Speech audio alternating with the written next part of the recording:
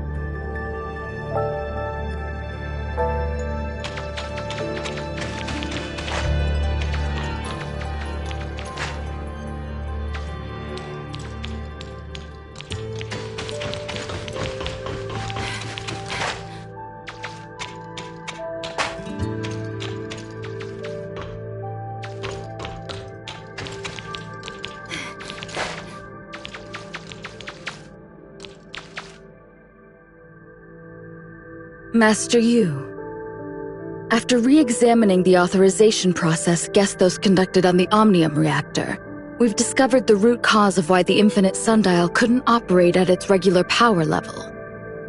Essentially, the reactor wasn't activated properly, and Gestos failed to grant it the necessary operational permissions. So, it appears that we have completed the authorization process, which should have enabled the Infinite Sundial to channel Omnium energy. But in reality, Gestos couldn't alter the operating power level. Therefore, after reaching an agreement with Tempos, we re-executed Gestos' authorization protocol. The results met our expectations, and the Infinite Sundial is now operating at full capacity, supporting the development of the third-generation timestamp system. It was a deceptive illusion. At the moment Gestos attempted to authorize the reactor, it received two similar yet distinct sets of instructions. One was Gestos' authorization command, while the other was from the disruptive factor I had previously speculated about. The reactor executed the latter command, which means Gestos wasn't the actual authorizer. Hykros didn't have the authority over the Omnium reactor, making all subsequent commands ineffective. Then, how did the infinite sundial manage to start up and successfully receive the omnium energy from Mara? That brings us to the question, what exactly is this disruptive factor?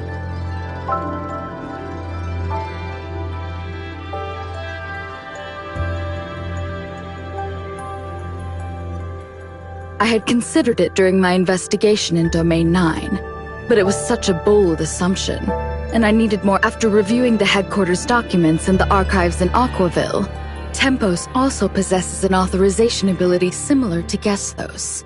When the Infinite Sundial requested But why would Tempos have similar capabilities to Gestos, when Domain 9 has always been isolated from the outside world? This has to do with a piece of distant history. Long story short, whether it's Domain 9, Esperia, Vera, or other regions, none of us are the original inhabitants of Ida. We migrated here many years ago aboard the spaceship Distant Beacon.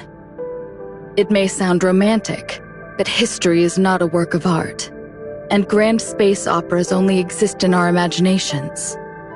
The reality is often full of heart. Of course, there's nothing wrong with believing in beautiful fantasies. They give us courage to face adversity. Excuse me, I digress. For some reason, Distant Beacon did not land successfully, but self-destructed above Ida's orbit. Before executing the self-destruct command, it released 5 frontier pods. Only 2 of the 5 pods managed to land successfully on the surface, and those frontiers were our ancestors. Another 2 crashed, and 1 lost contact with the rest. Combining information from both sources, we now have sufficient evidence to prove that Domain 9 was settled by frontiers from the then-missing Frontier Pod number 8. Domain 9 shares the same origin as Ida, which is the conjecture we have always hoped to confirm. Due to the current circumstances, Domain 9 is unable to engage in more in-depth communication with Hykros. However, in our joint investigation of the factors influencing the Infinite Sundial, we stumbled upon decisive evidence that supports this. Well, you mentioned Distant Beacon. It seems that both Tempos and Gestos' authorization abilities are connected to it. Since they all originated from the same spaceship, it makes sense that they would share similar functionalities. Could Tempos be the supercomputer from the missing Frontier Pod number 8, or something like that? Great guess, Miss Shirley. I'm just getting to that part. The precursor to Hykros' Gestos was the central supercomputer SAM from Distant Beacon. Although Tempos was exclusive to Pod number 8, it shared some of SAM's technology. It's not surprising that it inherited the authorization capability with a similar. So that's how it is. When Pod 8 made an emergency landing on the surface of Domain 9, the compartments were severely damaged, and most of the facilities became inoperable. Apart from Tempos, all the other crucial instruments and data were ultimately lost. After completing a basic survey of Domain 9, we discovered the mysterious Black Jade artifacts left by an alien civilization. Using the Black Jade artifacts as a foundation, Pod number 8 pioneered a technological direction unique to Domain 9. Who would have thought that the long-lost friends would eventually be able to reunite? Our fates, it seems, are always closely intertwined. Sorry, back to the topic. Unfortunately, now isn't the time to celebrate the reunion. We've deciphered more about the darkness in Nanyin, and we don't have much time left. As we had speculated, after Nanyin activated the incubation capsule in Hendeka County, she transformed into a dark wretch due to the darkness energy conversion. Not just any dark wretch. Dr. Rubilia thinks that she has become the hive mother of a new order of darkness, entirely under the alien civilization's control. This alien civilization coveted the adaptability and destructive power of the darkness. They wanted to harness this power for themselves, but were hindered by the darkness's unparalleled evolutionary capabilities. Subjugating the darkness and making the whole species submit to them was the only way. As you've seen, they focused on cultivating an outstanding individual to defeat the Hive Mother. And by dominating this new Hive Mother, they intended to seize control of the entire species, but they failed and suffered severe backlash. After hastily sealing the Hive Mother using Black Jade technology, they abandoned this land. This might also be why Domain 9 has been isolated from the outside world. Perhaps as a way to hide from the Hive Mother's revenge? We still have much to uncover on this aspect. Arrogance truly is a common trait among all living beings, without exception. But this method is not unfeasible. The current Nanyin, she's seizing the Crystamaxes and turning people into dark wretches. All for one reason: to expand the power of this new order of darkness, preparing for the moment to contest the Hive Mother. The soldiers that were turned into dark wretches by Nanyin, have they become part of the new order of darkness under her control? Are they all pawns in Nanyin's fight against the Hive Mother? I'm afraid so. This is a civil war within the darkness, and we are but minor variables that can be exploited in Nanyin's eyes. So even if we haven't made contact with the outside world or broken through the Black Jade ruins, Nanyin would still have seized the Crystamaxes in them.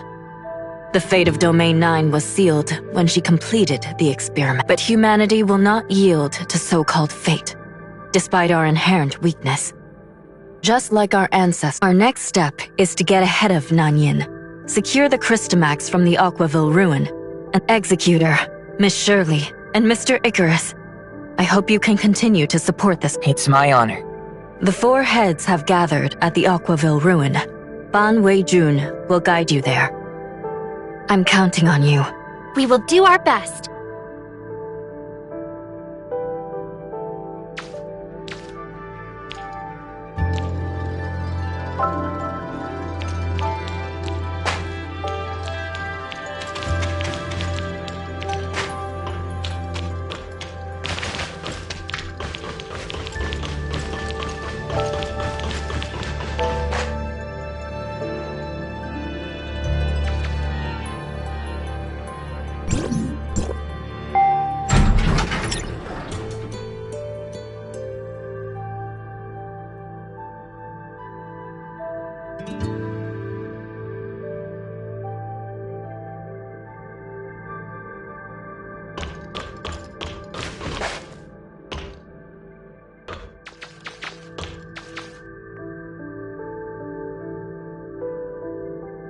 According to our calculations, the energy interference barrier can now fully cover Aquaville Mansion, and the test results are as expected. Unfortunately, we are unable to extend the barrier to cover the entire... Until the infinite sundial is repaired, the energy transfer is limited.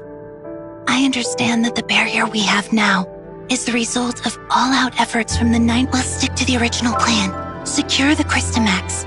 Store Executor, Miss Shirley, you're here. Miss Ban Wei-jin, the director of Niner's Heavy Machinery R&D Department. I've heard so much about you both. It's an honor to meet you. The pleasure is ours. Were you just discussing the operation plans for the Aquaville ruin? This mission is critical. We're in the middle of verifying the specifics of the barrier that we must seize the Crystamax before Nanyin becomes aware and secure it safely within Aquaville Mansion. This way, Nanyin won't be able to detect its location, buying us time to set up once the timestamp system is updated.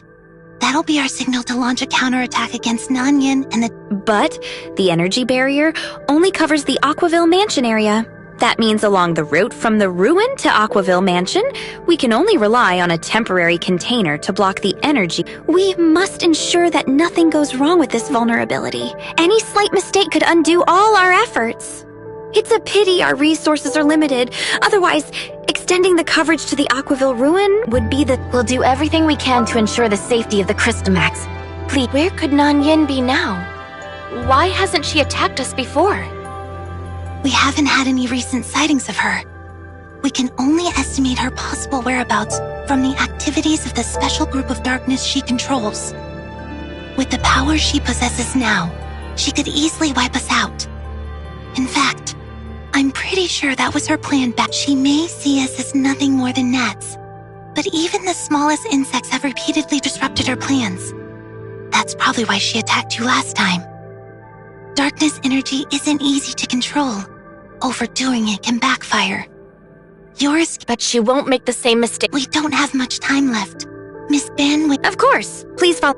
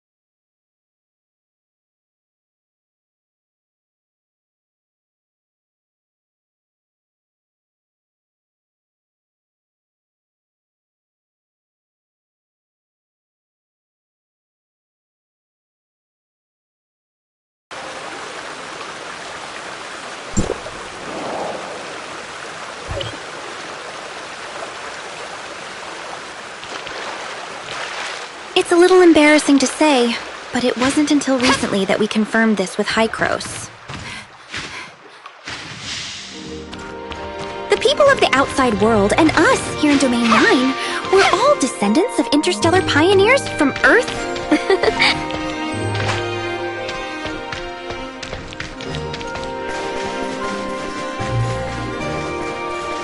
Pod number 8, that crash-landed here, was mainly carrying members of the Earth-era industrial manufacturer, 9 Arcs Industry, along with their array of construction equipment.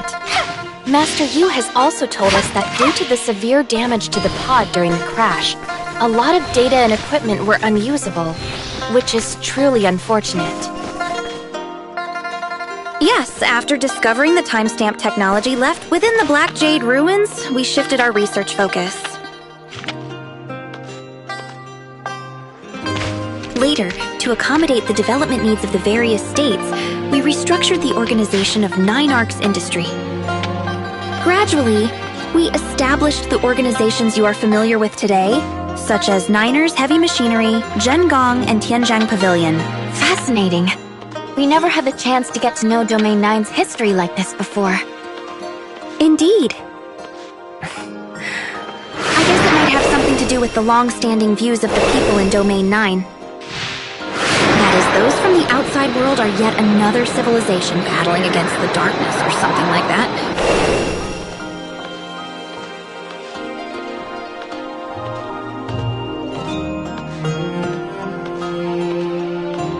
After all, it was only pod number 8 that crash-landed in Domain 9, which then became isolated from the outside world. One might think that pod number 8 reached its destination, planet Ida, while the other pods were lost in the vastness of space, right? Over time, this kind of thinking stuck with a lot of people. I believe this misunderstanding will soon be cleared up. Let's save the reunion celebrations for after everything is over.